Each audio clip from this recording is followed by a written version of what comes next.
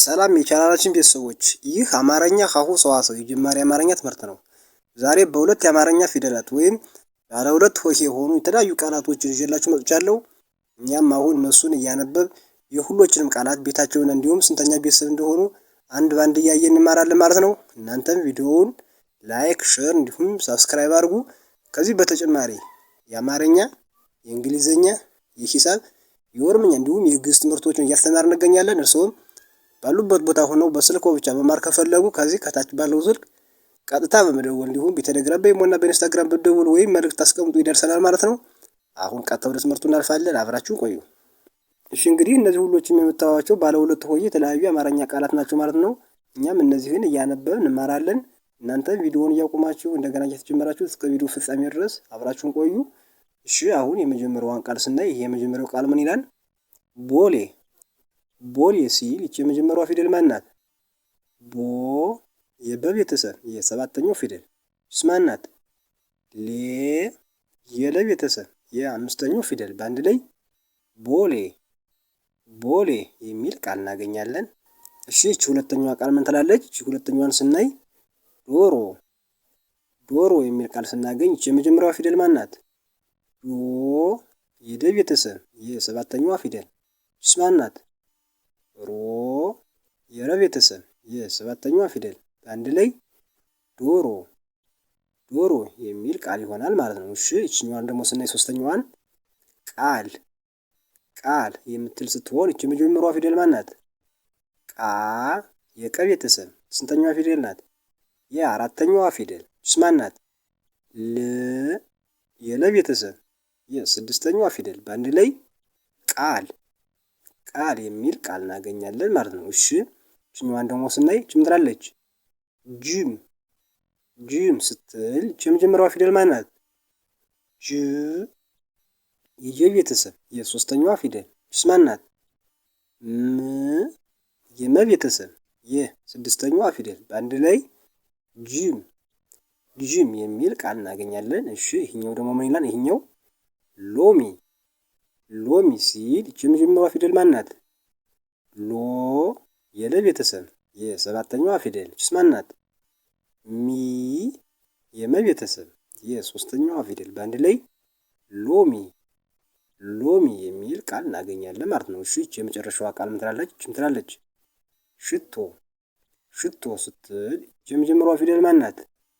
ሽ የሸ ቤተሰብ የስድስተኛዋ ፊደል ማን ናት? ቶ የተ ቤተሰብ የሰባተኛዋ ፊደል በአንድ ላይ ሽቶ። ሽቶ የሚል ቃል እናገኛለን። እሺ አሁን ደግሞ እነዚህኞችን ስናይ እቺ የመጀመሪያዋ ፊደል ማናት? እቺ ምን ትላለች? ማር። ማር ስትል እቺ የመጀመሪያዋ ፊደል ማን ናት? ማ የመ ቤተሰብ የአራተኛው ፊደል ማን ናት? ር የረ ቤተሰብ የስድስተኛው ፊደል በአንድ ላይ ማር። ማር የሚል ቃል እናገኛለን። እሺ አሁን ደግሞ ይሄኛውን ስናይ ይሄኛው ምን ይላል? ኑግ። ኑግ ሲል እቺ የመጀመሪያዋ ፊደል ማን ናት? ኑ የነ ቤተሰብ የሁለተኛዋ ፊደል ማን ናት? ግ የገ ቤተሰብ የስድስተኛዋ ፊደል በአንድ ላይ ኑግ። ኑግ የሚል ይሆናል ማለት ነው። እሺ ይሄኛው ደግሞ ምን ይላል? ይሄኛው ምን ይላል? እኛ። እኛ ሲል እቺ የመጀመሪያዋ ፊደል ማን ናት? የአ ቤተሰብ የስድስተኛዋ ፊደል ማን ናት? ኛ የኘ ቤተሰብ የአራተኛዋ ፊደል በአንድ ላይ እኛ። እኛ የሚል ቃል ይሆናል። እሺ አሁን ደግሞ ይሄኛውን ስናይ ይህ ምን ይላል? ዘር። ዘር ሲል እቺ የመጀመሪያዋ ፊደል ማን ናት? ዘ የዘ ቤተሰብ የመጀመሪያዋ ፊደል ማን ናት? ረ የረ ቤተሰብ የስድስተኛዋ ፊደል በአንድ ላይ ዘር። ዘር የሚል ቃል ይሆናል ማለት ነው። እሺ አሁን ደግሞ ይሄኛውን ስናይ ይህ ምን ይላል? ወፍ። ወፍ ሲል እቺ የመጀመሪያዋ ፊደል ማን ናት? ወ የወ ቤተሰብ የመጀመሪያዋ ፊደል ማን ናት? ፍ የፈ ቤተሰብ የስድስተኛዋ ፊደል በአንድ ላይ ወፍ። ወፍ የሚል ቃል እናገኛለን። እሺ አሁን ደግሞ ይሄኛው ምን ይላል? ይሄኛው ምን ይላል? ስጋ ስጋ የሚል ቃል ሲሆን ይቺ የመጀመሪያዋ ፊደል ማን ናት? ስ የሰ ቤተሰብ የስድስተኛዋ ፊደል ስ ማን ናት?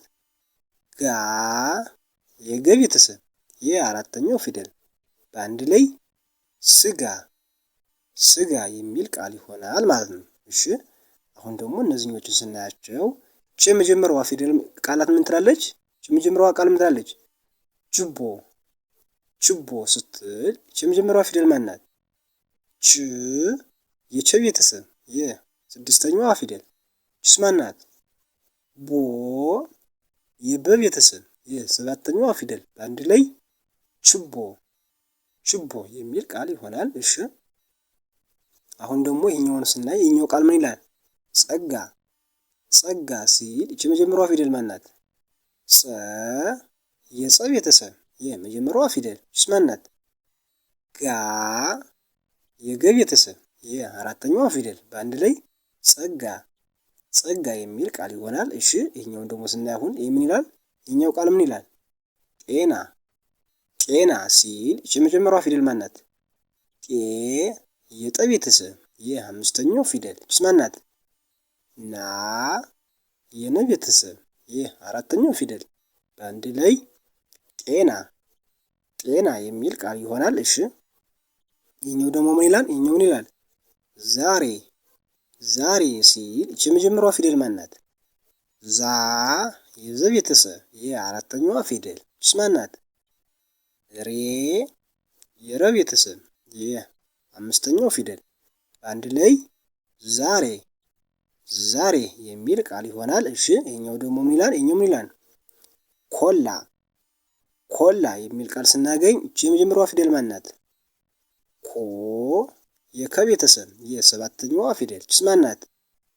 ላ የለ ቤተሰብ የአራተኛዋ ፊደል በአንድ ላይ ኮላ ኮላ የሚል ቃል ይሆናል ማለት ነው። እሺ እቺ አሁን ይቺ የመጨረሻዋን ስናይ ይቺ ምን ትላለች? ይቺኛዋ ቃል ልብ ልብ ስትል ይቺ የመጀመሪያዋ ፊደል ማን ናት?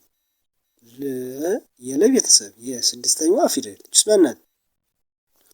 ብ የበ ቤተሰብ ስንተኛዋ ፊደል ናት? የስድስተኛዋ ፊደል በአንድ ላይ ልብ ልብ የሚል ቃል እናገኛለን ማለት ነው። ኦኬ አሁን ደግሞ እነዚህኞችን ስናያቸው ይቺ የመጀመሪያዋ ቃል ምን ትላለች? ይቺ ምን ትላለች? ሳር ሳር ስትል ይቺ የመጀመሪያዋ ፊደል ማን ናት?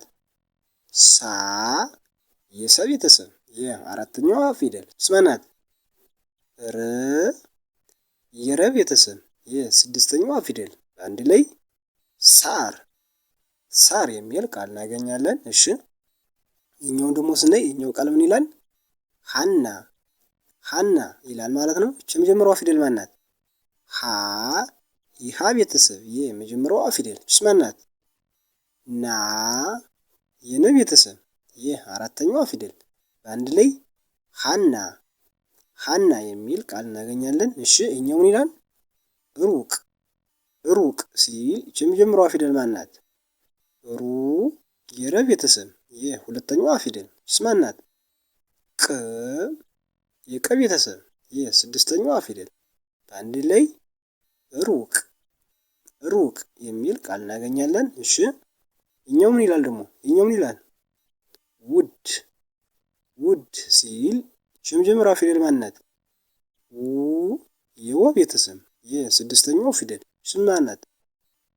ጅ የደ ቤተሰብ የስድስተኛው ፊደል በአንድ ላይ ውድ ውድ የሚል ቃል ይሆናል ማለት ነው። እሺ አሁን ደግሞ ይሄኛውን ስናይ ይሄኛው ምን ይላል?